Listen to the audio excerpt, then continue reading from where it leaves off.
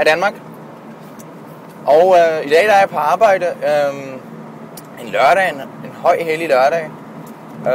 Men Austin han spurgte, om jeg ikke havde lyst til at køre en tur på en omkring 3,5 time til et område nord for LA, Santa Barbara, og aflevere en Aston Martin.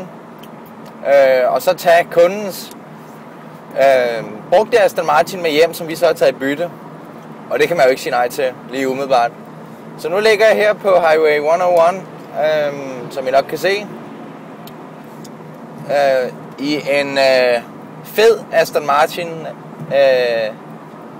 Virage. Ligger her med fartpilot og